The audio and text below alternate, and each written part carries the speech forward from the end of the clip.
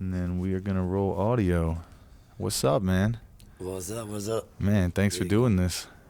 Oh man, thank you for having me, dog. Shit, this is dope as hell, man. You, This is awesome. you are a fucking great comic, and I'm glad that I get to interview you. And you want to tell people who don't know you your name and how old you are, where you're from. Uh, my name is Gary G Garcia. I'm from Astoria, Queens.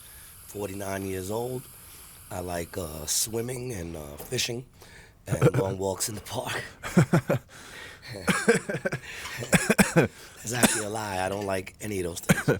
I don't like swimming. I can't swim. I don't like fishing because I don't eat fish. You don't eat fish? Nah. What's wrong with fish? Nothing wrong with it. I just don't eat fish. Yeah. You know, I eat crab. Yeah, crab's delicious. I only eat snow crab. Okay. And not like, like I don't eat like the king crab, any of that stuff. I don't like lobster. Yeah, you're a bougie comedian, Gary. He's like, I only fuck with snow crab. Because it's the perfect, that's gangster, bro. It's the perfect amount of meat. Yeah. It starts to get too meaty. I feel that. Yeah. Mike is my Jewish grandmother. My Jewish mother, man. He looks out for me so much. That honey is nice, right? Yeah, when I'm sick, he hates when I'm sick. Yeah. I had kidney stones in Philadelphia. I caught some kidney stones, and like they were so bad, I had to get rushed to the emergency room. Damn. And they had me just like there the whole time in the emergency room. Nobody taking care of me, because apparently, when you look like me in Philadelphia and you go into a hospital needing painkillers, Oh shit. they pretty much think you're there for the painkillers. So they kind of just left me there, and it looked like I was jonesing too because I was, I had kidney stones. Yeah. And Mike came back after the show and saw that they didn't see me yet, and he lost his shit. How are you gonna have him standing there? Oh, look at him. Holy Just shit, bro. losing his shit, yo. I wound up just leaving. I never even saw. I think I passed him in the bathroom, and then I just left. Dude, you guys are a team though, right? And I think he understands that too. You guys are on the road together all the time. You're better when he's better, and he's better when you're better, right? I mean, you guys are each other's features and each other's headliner, right? I mean, you switch back and forth, like. Switch back and forth. We play every night in Atlantic City, man. Yeah, man. He's the one who brought me out to Atlantic City, so. That's dope as fuck. Big up to Mike, man. One of the coolest dudes in the game. Mike Merck, follow him. Yeah, Mike. Yeah, Mike was on the last episode. You guys make sure to check that out. So Gary, tell me how you got your start in comedy. Like, what put you in the? I'll tell you, this is my first actual interview. For real? Yeah, many people have tried. Yeah. To interview me. I feel super lucky. I wouldn't consider them necessarily interviews. They wind up turning into other things, but okay. Let's see if we can get this one done. What's the question, brother? Okay, so how did you get your start in comedy? And like, kind of, what was your origin story? Did you have an experience like watching comedy as a kid on TV? Did you go to a show, or what gave you the bug? And then how did you get your start? It's actually a combination of almost all that. I've always liked comedy. I've been, I always watched it, but I never went to a comedy show. I didn't want no one fucking with me. You know what I'm saying? Like, I didn't want to be in a comedy show chilling with my lady. Then the comedian starts making jokes on my lady or me. And everyone's scared of that. I just don't want to do with it. You know what I'm saying? Like, I'm here for you to entertain me, motherfucker. Yeah. I'm not, I paid the money. I'm not here to be your show. Put on a show. That's why I really don't fuck with the crowd much. So I always watched comedy. I always loved it. Always kind of wanted to do it. But before I got into comedy, I got into music. And, I was signed to Epic Records back in '93. And the music was the shit I was doing. I always looked at comedy as a fallback. It's my fallback. If everything don't work, I'll go back to comedy. I'll do comedy. I'll try it. So I did music. I did that for 25, 30 years. Going on 30. I still do it. I just don't write as much because the comedy just took off. Yeah. I'm always playing. I'm the same way, actually, man. I was a rapper for a long time. Yeah, I just started doing comedy a couple years ago. Yeah, I had dreads, man. Yeah, I had long hair too. I had dreadlocks. I was the rapper. I wrote all the lyrics. It was dope. It was a great time. I'm glad I did it. It was great. Yeah. I got to play with great people. I played with Ziggy Marley, No Julian shit. Lennon, Bad Brains, Funk Face, Murphy's Law, Cool G Rap. No shit, dude. KRS-One too. Yeah. I played with them all, dude. It was great, man. It was a great time. I'm really big in Germany. I think everyone is. Everyone's big in Germany, man. But the funny shit is true. It's true. Yeah. That's where my shit sold more of in Germany and Amsterdam. And they love American rap over there. Yeah. Yeah, it was dope. It was a dope time. So after the music, I wound up getting married. You know what I'm saying? I did about little 25-year bid in that. And after I got divorced, I was about, I'd say I was like 40 years old, 40, going on 41. I got divorced. At 42, a friend of mine had an apartment in Astoria, and I was living out in Forest Hills, more closer to Forest Hills. And he said, dude, if you want the apartment, it's only $800 a month with a backyard, and $800 a month. This is like 5 years ago. It's unheard of in New York City. Yeah. It's unheard of. But it was one of those shady landlords. Didn't really give a shit. Like, I never saw my landlord except for when I gave him the money. So I was with him one day. He was moving to Puerto Rico. He gave me his apartment. He said to me, because at that time I was hanging out in this tattoo shop, and I would just like tell stories while dudes were getting tattooed, and I would have everybody dying. And dudes were like, dude, you're a comedian, right? And I was like, nah, I'm not. And they were recognized like, it. They were like, dude, you need to become a comedian.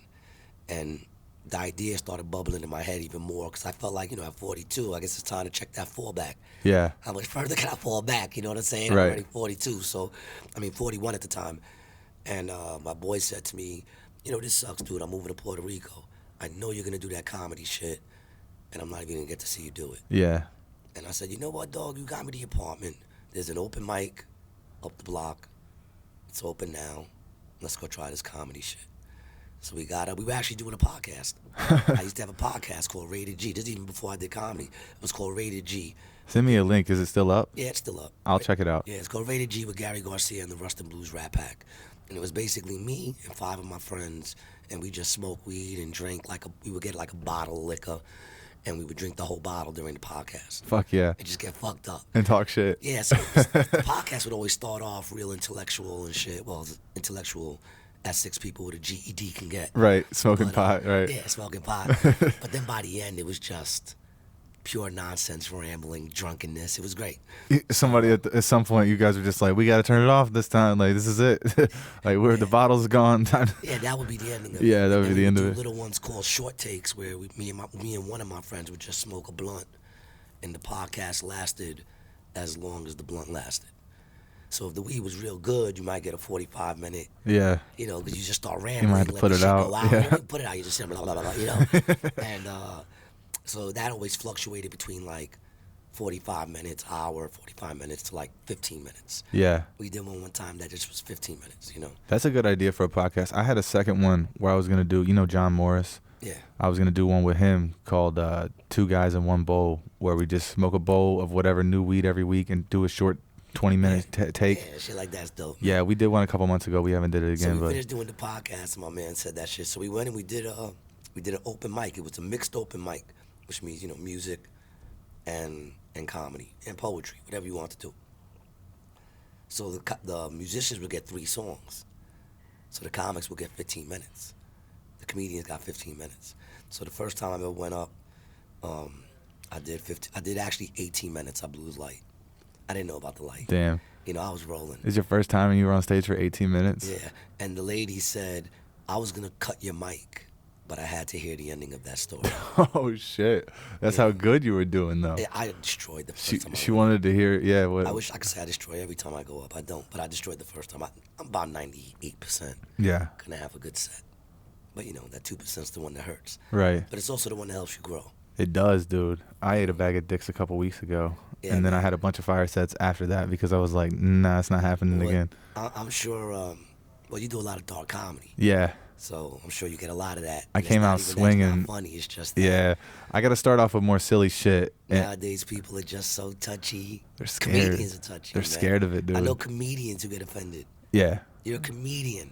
I do, too. I'm not saying you can't get offended about things in life, but if the dude's trying to make a joke, you can't be offended. Right. You can say it wasn't funny.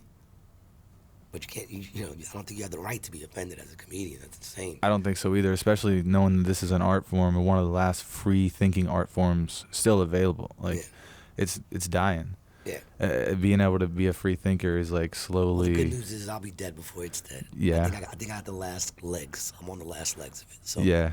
Yeah, so I did it. I loved it. I knew I was going to do it again, but I didn't do it again for another year. Okay. And then after that year, I saw that they were doing a class. And I was 40 at that time. I'm 42 now, going on 43.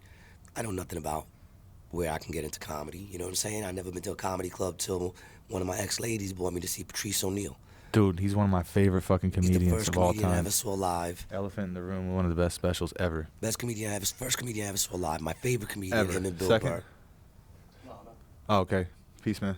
Him and Bill Burr are my favorite comedians. I saw him with my ex, and I remember after he finished, I was at Caroline's. I looked over the table, and I said to her, "Yeah, I'm gonna do this shit." And she was like, "What?" I said, "I'm gonna be a comedian." And she was like, "Really?" Yeah. And I said, "Yeah, give me 4 years, you'll see me on that stage." She said, "Really?" And I'll never forget, I started doing comedy. I took the class, because my attitude was always like, if I take the class, it's not gonna teach you to be funny, but it can't hurt. Yeah. You know what I'm saying? And I learned a lot from it too. Give you like the stage I had presence and tremendous like as a teacher. you already had the stage presence though, huh? Because Yeah, you yeah, did I came music. up ahead of the game because I love being on stage. Yeah, I exactly. get healed on stage, man. Yeah. You know what I'm saying? I'm the same way, bro. Like it's a little bit addicting too, huh? Going up every night like that, and like on nights when you don't go up, sometimes do you feel like I should be doing something, or are you relieved? If I'm not up, then it's because I need that break, that rest. You know, I live that rock star shit, man. Yeah. And I don't even got the money to do it, but I do. I always have. You know what I'm Yeah. saying? And, You just figured it out. Yeah, like I party, I chill, I like to have a good time. I stay up late. At 49, I outlast my son. Yeah. You know what I'm saying? I'm not a good role model to my son. I'm really not, man. We be getting fucked up when we go out to the clubs. But yeah, so I started doing the comedy. I took the class. I said, you know what's gonna happen is I'll meet some people, right? That's good. You know, and they taught me about open mics. I didn't even know about like where the open mics were. And he would make you do at least two mics a week. So that got me into, so it worked out. And then it worked out just like I thought too. I said, I'm gonna perform. Somebody at the club's gonna see me. They're gonna be like, dude, I like what you got. Somebody will give me some sort of information to go from there. And I did my show. Dude came up to me, said, dude, I got a contest going on. I want you to come down, do it. Cost $20. I said, fuck it. I was smoking the 20 at the time. Yeah. So I said, throw $20 in there. And I wound up winning the fucking competition, man. Damn. I did it just to perform on Broadway stage. Yeah. You know? Just to get out there and get your name out. Yeah, just to perform on Broadway stage and play in front of some people, and I wound up winning that shit, man. That's fucking crazy. And then I still started getting that bug really but at the time, I was designing children's clothes. Okay. And I did that for 20 years. That's dope. And that's an interesting job, I bet. It was a well-paying job. I basically would smoke weed and just throw colors together on, striped shirts and fucking plaid shirts, I do like 150 plaids in a day. Damn. Be like, how do you do it? I'm like, I smoke fucking weed, man. Focus. I love colors. You know what I'm saying? You sit there just putting colors together, go, that looks dope. Oh, look at this new shit, So I started really getting into it, but I would have never left that job. Do you think that you do that with your jokes and stuff now when you write? Like you take it's like the same technique in a way? Yeah, I get high, I go on stage. And you just like, you use the stuff that's bright and it works and it's like getting reactions, right? Sometimes it's like colors. You can't be afraid to fail. Yeah. Like that's the key, especially with the dog shit you do. Yeah. You can't be afraid for it not to hit. You got to stay who you are, stay in the pocket. If you kill once, then you know you can kill. Right. You know what I'm saying? If you rip the crowd once, then you ain't got to ask, can I rip a crowd? You did it. Yeah, you just got to keep believing in it. Yeah, it's a lot about self-belief. You're still only as good as your last set. Right. In this game, But, yeah, so, I mean, I won the contest, and then my job one day let me go after about to be 20 years. Damn. I was 19 years in 3 weeks. Can I hit that with you? And, yeah, sorry, man. That's that. No, have you hit it yet? Yeah. It's that Dank Sinatra. Yeah, man. That shit is good shit, too.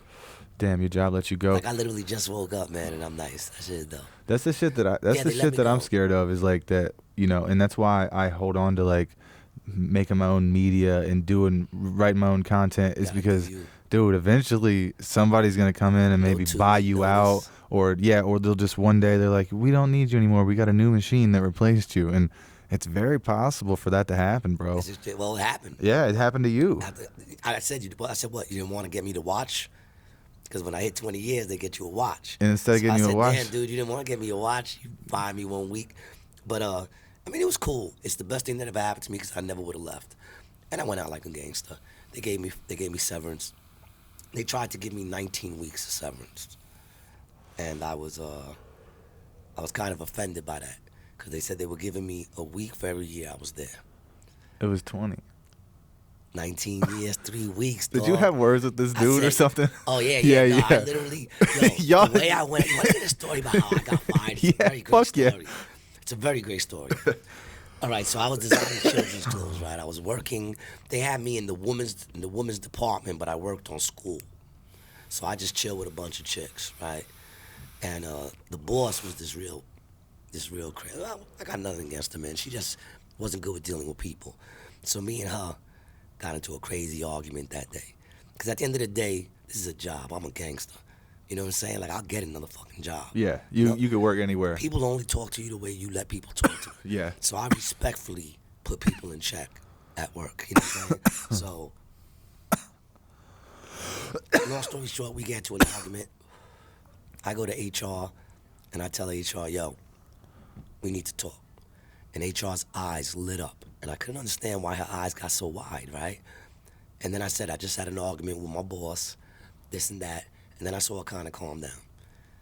So she goes, okay, we'll talk. So I go back to my cubicle, and I'm bugging on that look she had. Like she already talked to the guy? Nah, I'm looking at because she was my boss, but we both answered to a main boss, and the main boss, of course, answered to the owner.